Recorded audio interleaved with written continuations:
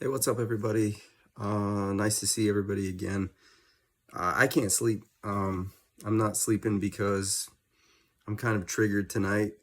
Uh, like I said, being married for 19 years, you sleep next to the same person for 19 years, and you get very attached to them. And so, what happens is when you're finally separated and you go through this process of divorce, what happens is you feel the separation anxiety in its extreme form.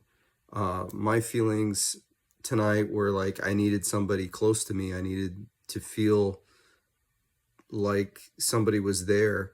And now I'm getting to a point where um, like I have to learn how to let go of that old connection that I had, but it's really hard.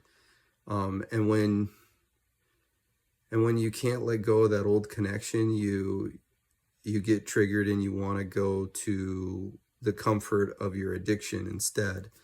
And so instead of going to the comfort of my addiction tonight, I decided to get on here and make this post. So it's been what, 4 days now, almost a week uh, with no pornography. I had some slips and relapses in previous weeks, but um, like I said, it's been a rough journey. I wish I could have kept my 7 years of sobriety. I wish that wouldn't have gone away. But I guess you can say I still haven't really understood how to manage emotions behind separation. Um, I've never transitioned into a single life before. I've always been, you know, around my family, lived around my family, and um, when I served, when I served the Lord for a little while, I was never alone. I had never been on my own before. So this transition of learning how to cope and deal with those feelings of being alone and being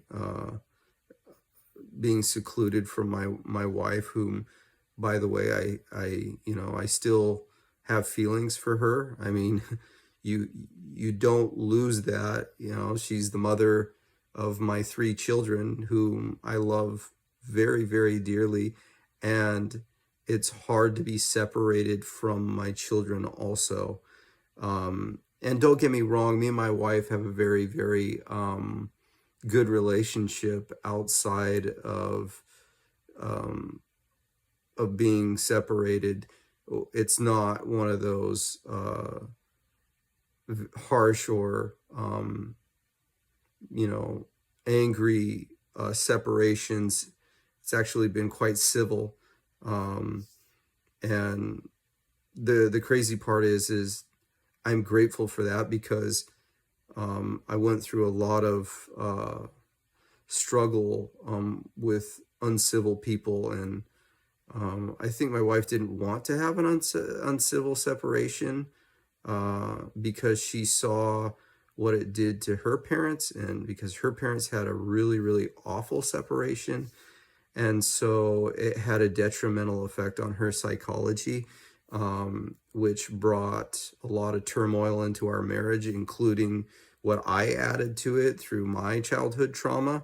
So I'm just grateful to have the opportunity to kind of